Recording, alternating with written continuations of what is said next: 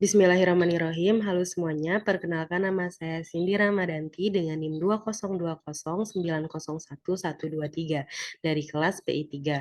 Saya adalah mahasiswi aktif Fakultas Psikologi UIN Raden Fatah Palembang. Di sini saya sedang mengerjakan tugas berbentuk video dengan materi konseling individual untuk memenuhi tugas mata kuliah Psikologi Pendidikan yang diampu oleh Bapak Dr. Muhammad Uyun MSI.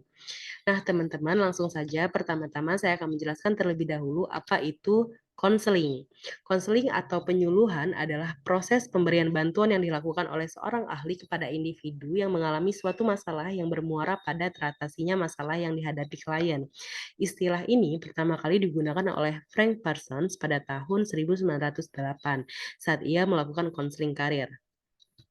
Adapun individual merupakan unit terkecil pembentukan masyarakat dalam ilmu sosial. Individual berarti juga bagian terkecil dari kelompok masyarakat yang tidak dapat dipisah lagi menjadi bagian yang lebih kecil. Sebagai contoh, suatu keluarga terdiri dari ayah, ibu, dan juga anak. Dalam penggunaan umum, kata pribadi mencakup suatu orang atau benda tertentu dalam sebuah kumpulan. Sampai dengan abad ke-15, bahkan sampai saat ini, eh, dalam bidang statistik dan metafisika, pribadi berarti tidak dapat dibagi-bagi dan biasanya menggambarkan benda bilangan apapun yang tunggal, tetapi kadang berarti seseorang juga. Dan dapat disimpulkan bahwa konseling individual merupakan layanan konseling yang diselenggarakan oleh konselor terhadap konseli untuk mengentaskan suatu masalah yang dihadapi konseli. Adapun beberapa pendapat mengenai konseling individual yang akan saya paparkan pada saat ini yaitu Dewa Ketut Soekardi dan Nila Kusumawati pada tahun 2008 mendefinisikan konseling individu atau perorangan adalah layanan bimbingan dan konseling yang memungkinkan klien mendapatkan layanan secara tatap muka dengan konselor dalam rangka pembahasan dan pengentasan permasalahan pribadi yang dideritanya. Adapun tujuan konseling yaitu memiliki dua tujuan. Yang pertama tujuan umum dan juga tujuan khusus. Secara umum tujuan konseling adalah supaya klien dapat mengubah perilakunya ke arah yang lebih maju melalui terlaksananya tugas-tugas perkembangan secara optimal, kemandirian, dan kebahagiaan hidup. Secara khusus, tujuan konseling tergantung dalam masalah yang dihadapi oleh masing-masing klien.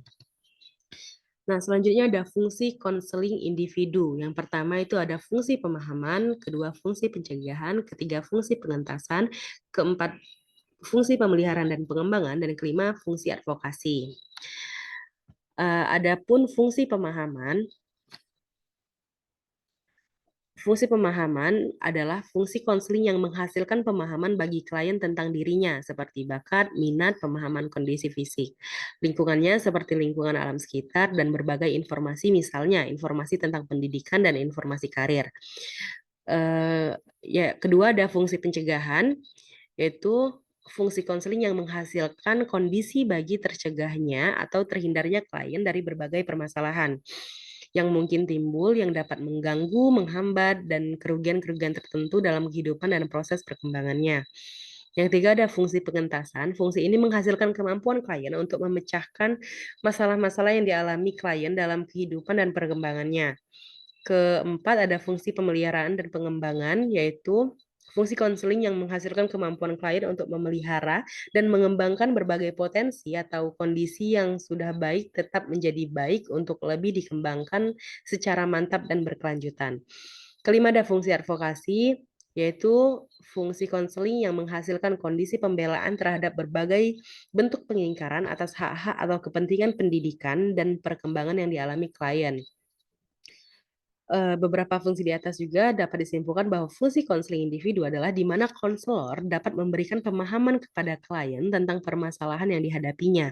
Ketika klien telah memahami permasalahan tersebut dapat dientaskan dan dicegah, dapat dampak dari permasalahan klien serta klien juga dapat memelihara dan mengembangkan potensi agar tetap dalam keadaan menjadi lebih baik lagi. Adapun asas-asas konseling individual, yang pertama itu ada perilaku attending. Perilaku attending dapat juga diartikan sebagai penampilan konselor yang menampakkan komponen-komponen perilaku nonverbal, bahasa, lisan, dan kontak mata karena komponen-komponen itu tidak mudah, perlu diperhatikan secara bertahap dan terus-menerus. Perilaku attending yang ditampilkan konselor akan mempengaruhi kepribadian klien, yaitu meningkatkan harga diri klien dan dapat menciptakan suasana yang aman bagi klien tersebut. Kedua ada empati. Empati adalah kemampuan konselor untuk merasakan apa yang dirasakan klien, merasa dan berpikir bersama klien dan bukan untuk atau tentang klien saja gitu. Empati dilakukan bersama attending, tanpa perilaku attending mustahil terbentuknya empati. Yang ketiga ada refleksi. Refleksi adalah konselor memantulkan kembali kepada klien tentang perasaan, pikiran, dan pengalaman klien sebagai hasil pengamatan terhadap perilaku verbal dan non-verbalnya. Refleksi ada tiga, yaitu refleksi perasaan, refleksi pengalaman, dan refleksi pikiran. Selanjutnya ada eksplorasi. Eksplorasi adalah teknik untuk menggali perasaan, pengalaman, dan pikiran klien.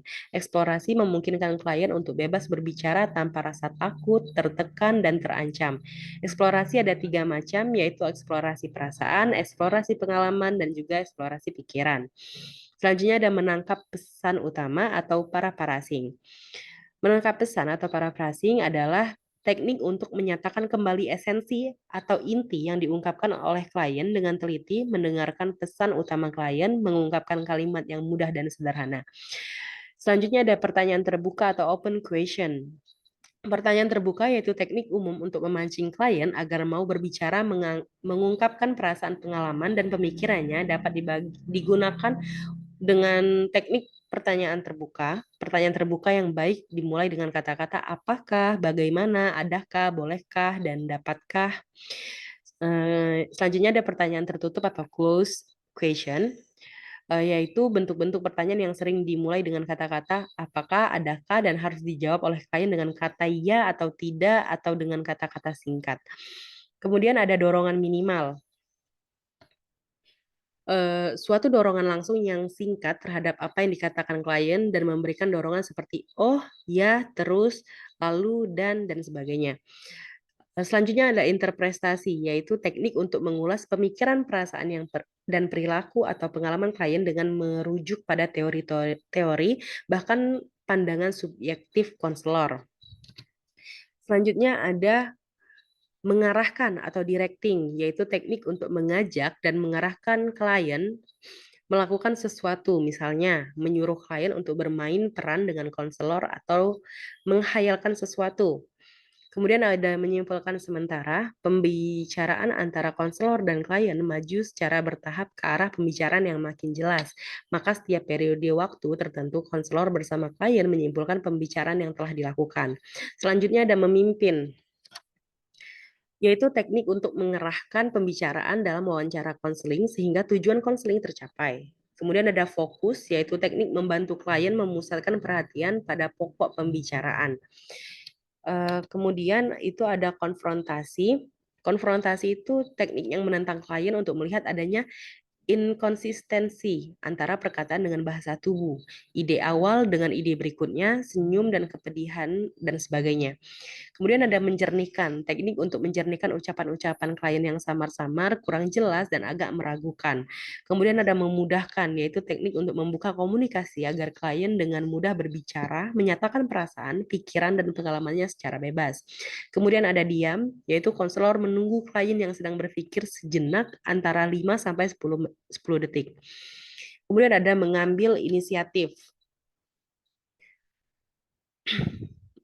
Ini dilakukan konselor manakala klien kurang bersemangat untuk berbicara, sering diam, dan kurang berpartisipatif. Kemudian ada memberikan nasihat. Jika klien meminta nasihat konselor, harus mempertimbangkan apakah pantas atau tidak.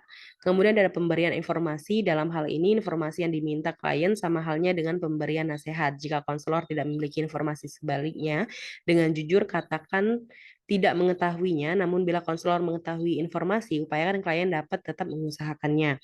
Kemudian ada merencanakan. Teknik ini digunakan menjelang akhir sesi konseling untuk membantu agar klien dapat membuat rencana atau tindakan perbuatan yang produktif untuk memajukan klien.